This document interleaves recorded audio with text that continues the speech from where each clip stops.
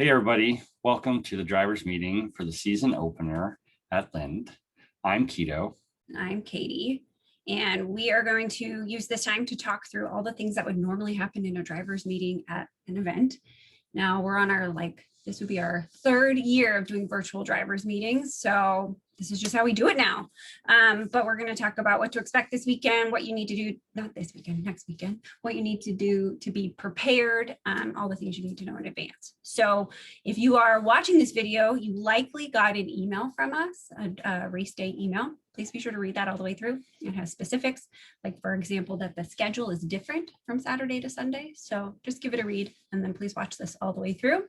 There's also a second part to this video. If you are new to Rallycross, please also take a minute to watch it. It's all about how you read the cones on the course. So this coming weekend will be 2 days of racing. Your class competes on one day, either Saturday or Sunday. If you signed up for fun runs, you also will do fun runs on the opposite day to your race day. So for example, if you race Saturday, you'll do fun runs on Sunday. Both days require a race session and a work session. You will have a work assignment both days. So please plan to be there the entire day for both.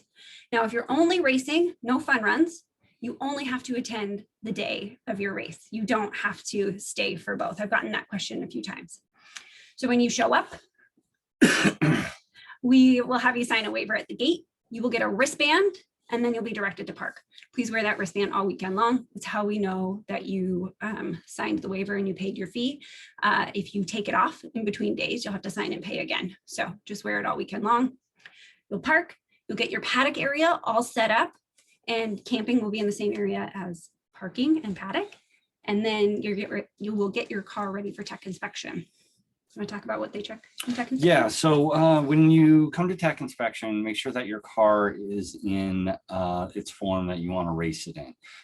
So in other words, you need to take everything out of it, have your wheels and tires and all the stuff on there ready to go, and bring your helmet. And, make sure the car is empty, don't have your floor mats on the driver's side and, stuff kicking around the car. So we're going to want you to make sure that you have your numbers on there and all your stickers. Numbering is going to be a little different this year. Katie will talk about that a little later. With the helmet, make sure that you bring your helmet with you to tech for us to put a tech sticker on it. There is a reminder that helmets must be SA or M Snell rated 2010 or newer. Any 2005s will not be accepted. There's no exceptions at all whatsoever. So make sure that your helmet is 2010 or newer. I would like to jump in. Jump in. So that's just a reminder that there are new helmet regulations this year. So just give your helmet a check. Just because it passed last year does not mean it'll pass this year. So please just take a moment before the event.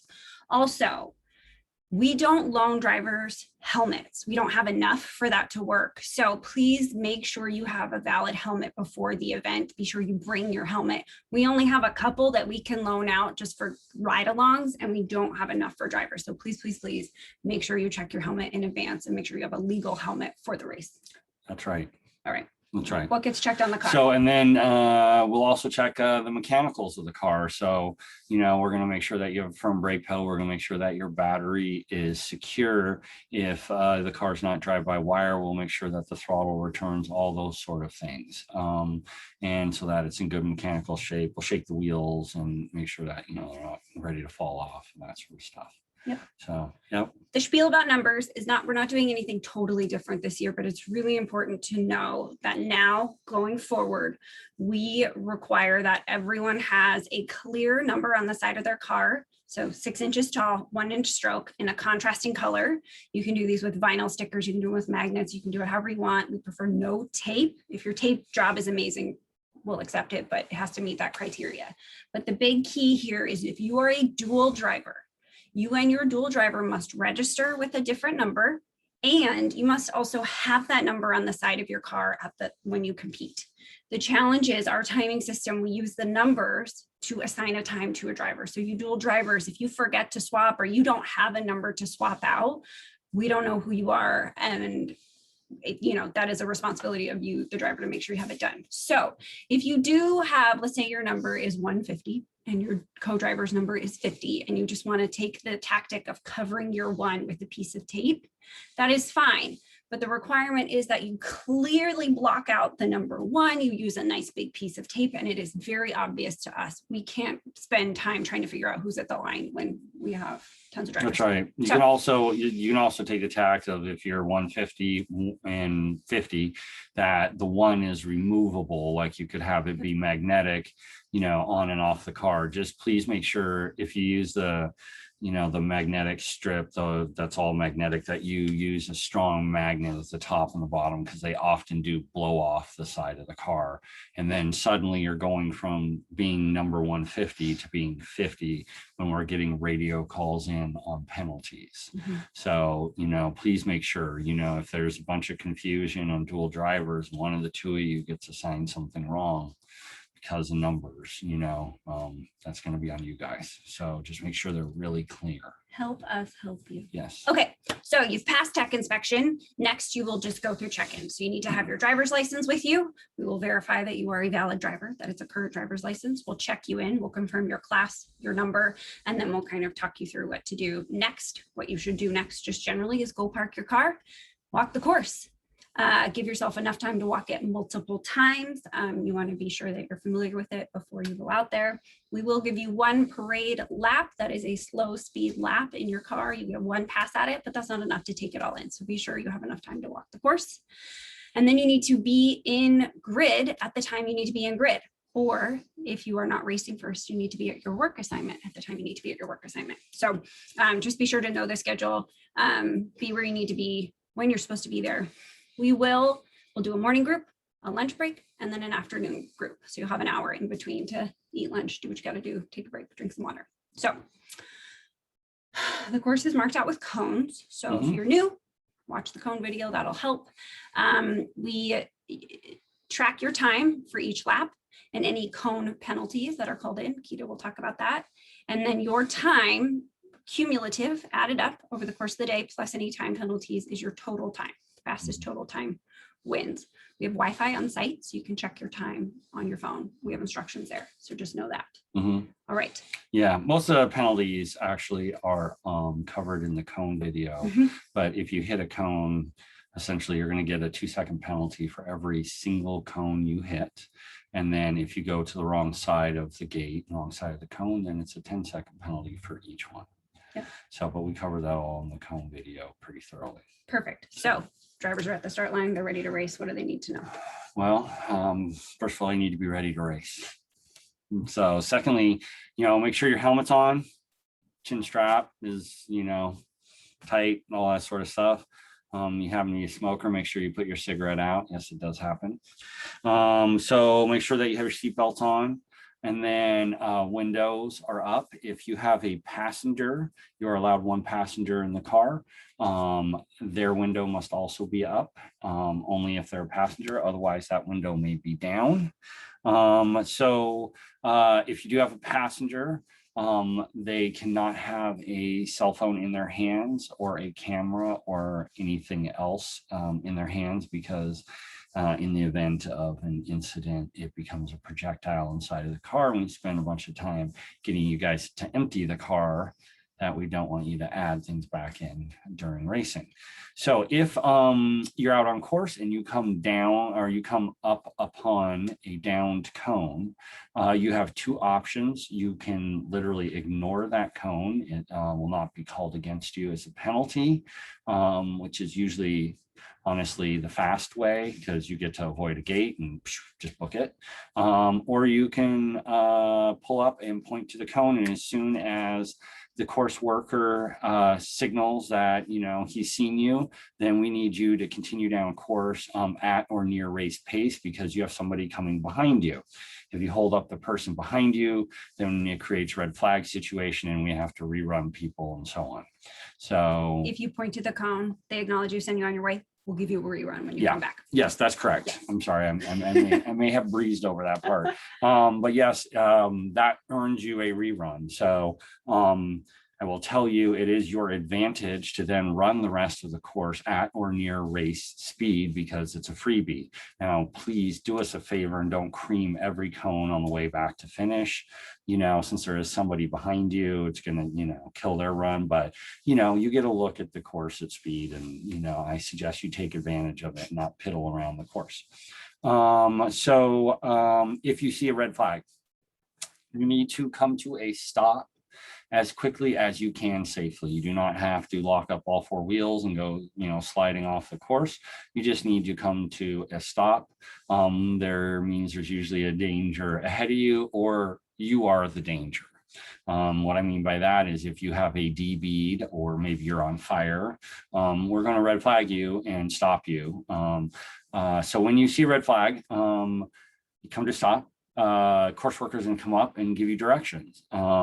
Usually they're going to hold you for a sec. Somebody's ahead of you, car broke down, whatever. We're going to tell you something like, drive, through the course, parade speed, or turn around and head directly back to start. But they'll give you very explicit instructions, and one of the course workers will be out there helping direct. So you'll just take the direction from the course worker and please follow that direction.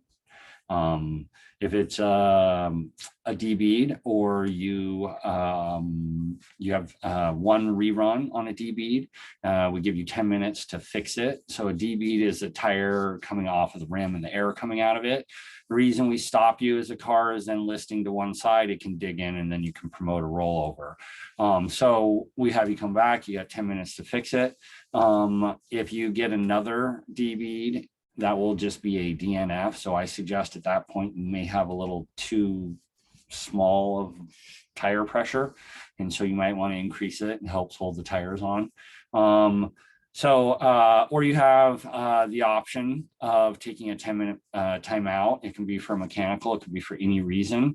You do need to let either timing or the head of grid know that you're taking the 10 minutes, that they acknowledge that you're taking it. Your 10 minutes starts from when you're supposed to be at the start line.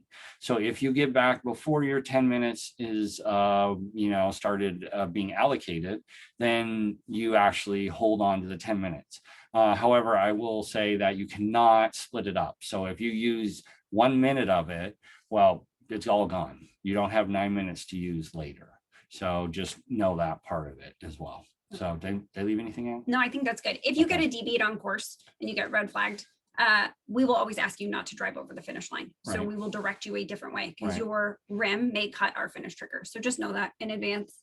I want to reiterate that you may either take your 10-minute timeout if you get a D bead on course, or if you need to do something else while you're getting ready to race. Now, quite often people can just quickly go do what they need to do, put air in their tires, what have you, without worrying about needing to take the 10 minutes. It's only if you think it's going to take you long enough that you can't get back in time. Yeah, usually as long as you're not a dual driver, there's usually a decent amount of time in between your runs, enough time for you to like reset tire pressures or do whatever you have to do. But if you do have a problem, and you can take it, and, I would suggest taking it. And if you don't make it, you don't make it, Yeah. That's an interesting point. In general, there's about 30 minutes between runs. Something like that. I mean, it can vary, with reruns, it can vary with dual drivers. It can vary, for a bunch of different reasons, but and then sometimes if we have to tractor, you get longer periods as well. So, yeah. All right, courseworking. So you are required to do a work assignment as part of your race day. So for most people, it'll just be a work assignment out on course. You will be at a corner. They each have numbers. So like COM 1, 2, 3, so on. Each COM has a captain. So the captain will be the person with the radio and the red flag. They're sort of in charge. So listen to your captain. They'll kind of tell you where to stand. Captains, please work with your neighbor corners to make sure you know where your corner ends and the next corner starts. If you are working the corner and somebody drives by and hits a cone, kind of look both ways, make sure you don't get run over, and then go back and put that cone exactly where it was before it got hit. And then you signal to your captain how many cones they hit, and they will radio it in. We prefer, sorry to interject here, but we prefer if the captain does as little cone checking as possible. I mean, sometimes it's inevitable, you'll have to do it, but it's easier for them to pay attention to what's going on their corner station. If there's a cone hit right at the beginning and right at the end, they can pay attention to that, make the call, and, you know, also, you know, they're there to man, you know, the red flag as well. So, you know, just so that you guys understand how it all works. Yeah. Yep, that's right. So, So when you are corner working, you will always be wearing an orange reflective vest. So media wears yellow, workers wear orange, and your job is to be on your feet and watching the cars at all times. So you should watch them go by, and then they're gone, and then you watch for the next one. Reason is, one, safety. Two, you cannot call in a cone unless you saw the driver hit it. So if you are BSing with your friend and then you look and there's a cone down, you can't say, oh, it was probably that car that just went by. You need to put it back, no call, but you need to pay attention so that you know who hit it in the future. You wouldn't want someone calling a cone on you that you didn't hit. So right. But just do the same due diligence that you'd like everybody else to do while you're racing. You know, you'd like people to pay attention and, you know, have accurate calls. So, you know, just you know, do the same back for them, you know, pay attention and, you know, accurate calls, you know, so. All right, captains, you'll have a radio and a red flag. As I said, you'll get a whole bucket. In the bucket will also be a fire extinguisher. Keep that bucket close so that if there's an incident, you only have to take a few steps to go get that fire extinguisher, know where it is. But the flag needs to always be on you. It always needs to be curled up. I have seen some people put it in their back pocket. I think that's a pretty slick move, but it either needs to be in your hand or tucked in your back pocket so that when you hear a radio call that says full course red flag or comms 1, 2, and 3 red flag, you are ready to pull it out. You're going to wave it and get yourself somewhat out visibly so that people coming at you can see. Please don't get run over. And you want to bring that car to a stop. You want to listen for instructions. If you don't hear instructions, keep listening, just wait. We are likely on our end trying to sort out what is going on with the incident, and we don't need to be fielding calls or clogging up the airways with like, what should I do with car 22? Yeah. So we will tell you. Yeah, so usually we know we'll deal with the incident first, get everything shut down, get everything safe. And then usually, you know, there will be a question asked. If we can't see the whole course, we'll ask if any, you know, what corners have a car. And then once you guys call back to us, then we'll give you direction to the car. If we can see the whole thing, then we'll probably give you direction straight away. Yep. So if you have a cone get hit or a missed gate at your corner, you are going to radio it in. You're going to push the button. You're going to take a breath. You need to pause for a second or else it won't pick up everything you say. And then you're going to say COM 1, car 1, 2, 3, 1 cone. And then you're going to let go of the button and you're going to wait for a response. If you don't hear a response, just radio back, hey, timing, this is COM 1, car 1, 2, 3, 1 cone. Now, if you can hear there's other chatter going on, for example, another comm station calling in, wait until they confirm that other call before radioing yours. I know there's a lot going on, but it's really important that we take the time to listen to everything that's going on to the radio and only radioing it when the airwaves are clear. Otherwise, we talk over each other. And the way the walkie-talkies work is if one person talks and another person talks, we can't hear anybody. So the only other pro tip about course working is you're out there for about 3 hours usually. Lind specifically, it's probably, knock on wood, going to be sunny, but cold. So please prepare for the elements. Look at the weather in advance, wear layers, bring water that you can take out with you. Just take care of yourself, especially if you're racing in the afternoon. You don't want to wear yourself out in the morning and then feel like crap in the afternoon. So just take good care of yourself. Yep. Anything else on course working? Nope, I think that's about it. All right, couple housekeeping things. One, spectators are allowed and encouraged. Please, please, please bring your friends, bring your family. This arena, it is the Lind Lions Club arena, and us racing there supports them. So they will have a concession stand, and last year they had like burgers and stuff. It was pretty good. So please support them, come prepared to eat a little bit. They also told us that there is a bar in town. So we're going to use this time to remind you that there's absolutely no alcohol at our events. However, if after the event you want to go have a beer with your buds, please do, and support the local economy. It's really important that when we come, it's valuable to them, especially for an area like Lind. You can bring friends and family. As I said, you can bring your dogs. We love dogs.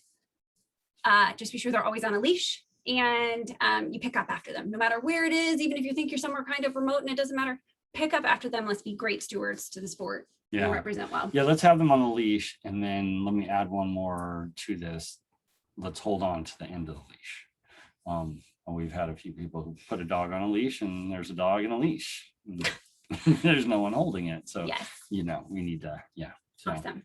We will do awards at the end of each day. So stick around, support your friends, even if you didn't get an award. It's pretty fun. Yep. And I think that's everything. Again, read your email. If you have questions, send us a note. You can send us an email at info@nwrallyassociation.com. Right. One thing real quick, Lynn, is, I don't know if there's a gas station in Lynn, so be prepared. I think the nearest gas station is about 15 minutes away. That's right. So just, you don't want to be on fumes and then having to try and run to a gas station. So Good advice. just be prepared. All right. With that, we will see you all at the event. Thank you for being a part of the season. I can't wait. See you soon.